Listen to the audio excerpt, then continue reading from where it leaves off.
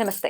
Welcome to our channel. నేను పద్మిని. ప్రస్తుతంతో పాటు ప్రముఖ ఆధ్యాత్మికవేత్త, జ్యోతిష పండితులు, అమ్మవారి సేవకులు, దత్త గణపతి ఉపాసకులు మురళీధర శర్మ గారు మనతో పాటు ఉన్నారు. మాట్లాడదాం. మురళి గారు నమస్కారం అండి. మహాదేవ శ్రీమాత్రే నమః. స్తోత్ర పఠనం అనేది చేస్తూనే ఉంటాం మనం. మనకు వచ్చినటువంటి స్తోత్రాలు చిన్నదో, పెద్దదో, అది లలితనో, విష్ణు సహస్రనామమో, లేకపోతే నామాలో, గోవింద నామాలే చదువుకుంటున్నాం అనుకోవచ్చు. ఎన్ని చదువుతున్నా ఫలితం లేదండి. ఏదో చదువుతున్నాం అంతే కానీ ఫలితం లేదు. లేదా మనసు పెట్టి చదవాలి అని అంటున్నారు. మేము చాలా జాగ్రత్తగా, ఏకాగ్రతతోనే చేస్తున్నాం. అయినప్పటికీ ఫలితం లేదు అంటే దానికి ఏమిటి కారణం? ఇప్పుడు తల్లి ఒకటి, ప్రతిదీ పూజ అయిన తర్వాత సర్వం శ్రీ పరమేశ్వరార్పణమస్తు అనేటువంటిది కామన్ అక్కడ.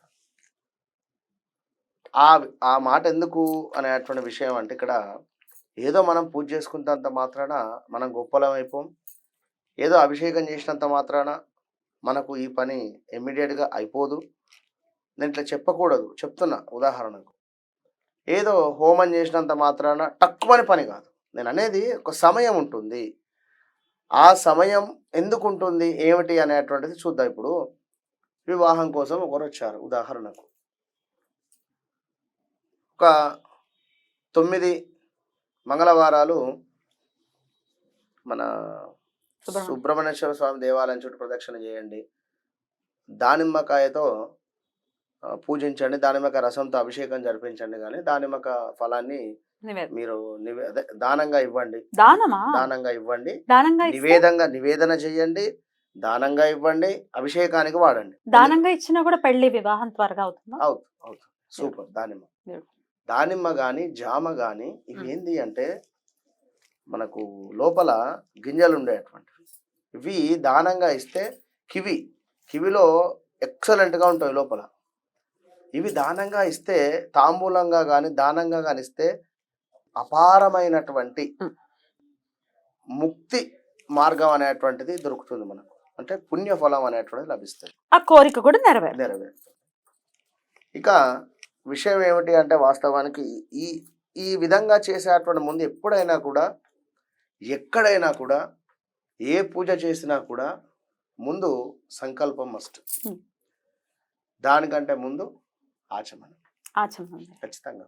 ఆడవాళ్ళు మగవాళ్ళు ఎవరైనా కూడా ఖచ్చితంగా. ఎందుకంటే ఆ విధంగా చేయని పూజ కొంత ఫలితం అనేటువంటిది తక్కువ ఉంటుంది ఖచ్చితంగా.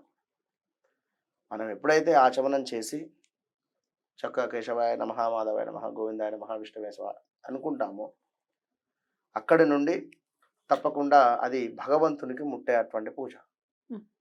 ఎప్పుడైతే ఆచమనం చేయకుండా ఏదో మనం చేసేస్తామో పూజ, ఇది ఇంద్రునికి ముడుతుంది. ఇంద్రుడికి వెళ్ళిపోతుందా? ఖచ్చితంగా. కనుక ఇవి మీరు ఇప్పుడు ఏదో కొత్తగా భయపడిపోవాల్సినటువంటి అవసరం లేదు.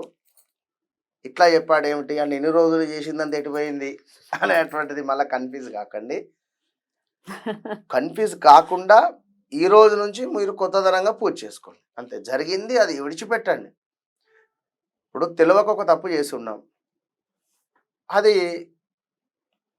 మనకు అది తాకుతుందా తాకదని తర్వాత సంగతి. కానీ తప్పకుండా తెలిసినా కూడా ఒక తప్పు మనం చెయ్యలేము. ఇన్కేస్ చేసినా కూడా అది చాలా దోషం ఉంటుంది. ఇప్పుడు దేవాలయంలో మేము కైంకర్యాలు అదే పనిచేస్తూ ఉంటాం అర్చకులుగా. ఎవరో జరిగిపోయారు ఉదాహరణకు, మా పాలివారు, తెలిసినటువంటి వారు, బంధువులు. ఈ వార్త మాకు 6వ రోజు తెలిసింది. అప్పటి వరకు తెలియదు, ఏదో దూరపు చుట్టరికంగా అవ్వచ్చు. ఇమీడియట్గా తెలియగానే దేవాలయం నుంచి బయటకు వచ్చేస్తాం అంతే. ఏం చేయలేము. ఇక ఎన్ని రోజులు ఉంది? ఇంకా 4 రోజులు ఉంది. పట్టాల్సిన పరిస్థితి ఉంటే మైలపడతారు. 4 రోజులు. అదే అప్పుడే జరిగింది, ఫోన్ వచ్చింది, తెలిసింది, మరి అయ్యో కార్యక్రమాలు ఉన్నవి, లేదా ఇంకేదో మరొకటి ఉన్నది, వేరే ఆప్షన్ లేదు. ఉదాహరణ చెప్తున్నా, ఇది ఎవరినో అని కాదు. అంటే తెలిసి తెలియక 2 రకాలుగా కూడా. తెలిసింది అంటే తప్పకుండా తప్పు చేయకూడదు, అంతే. పాటించాలి. ఇప్పుడు ఇంద్రునికి మీరు బలం ఇవ్వాలి అనుకుంటే ఆచమనం చేయకుండా పూజ చేసుకోండి.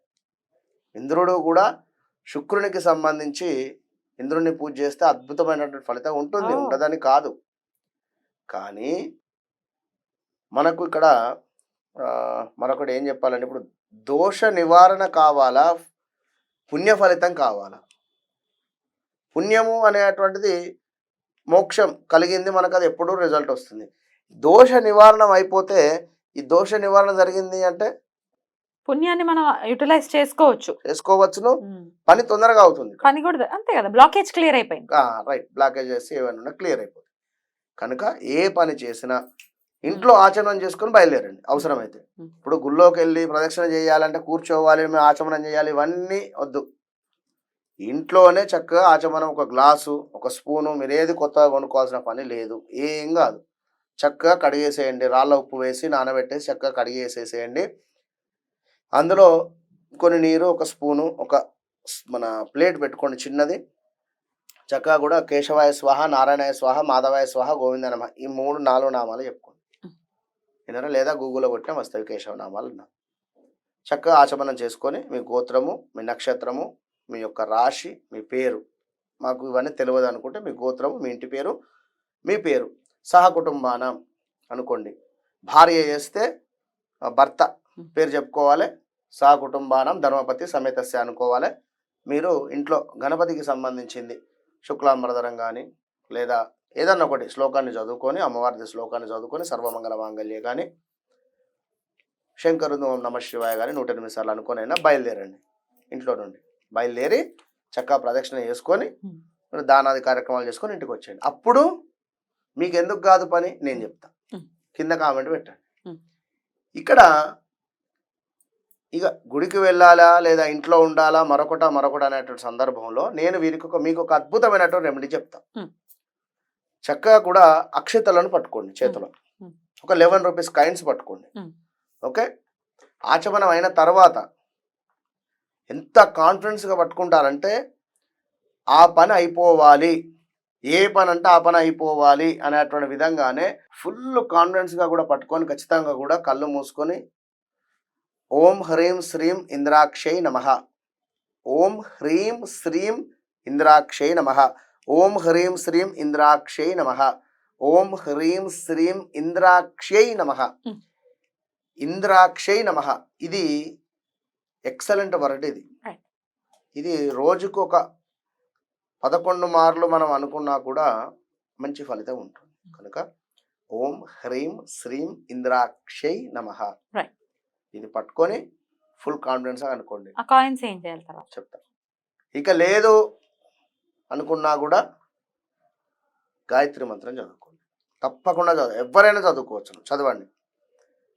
మేము ఈశ్వరుడు అంటే బాగా ప్రీతి నాలాగా అనుకున్నట్టయితే నమస్తే అస్తు భగవన్ విశ్వేశ్వరాయ మహాదేవాయ త్రయంబకాయ త్రిపురాంతకాయ త్రికాగ్నికాలాయ కాలాగ్నిరుద్రాయ నీలకంఠాయ మృత్యుంజయాయ సర్వేశ్వరాయ సదాశివాయ శ్రీమన్మహాదేవాయ నమః చదవండి. ఇంకా చెప్పాలి అంటే సర్వమంగళ మాంగళ్యే శివే సర్వార్థ సాధకే శరణ్యే త్రయంబకే దేవి నారాయణ నమోస్తుతే. ఎంతసేపు?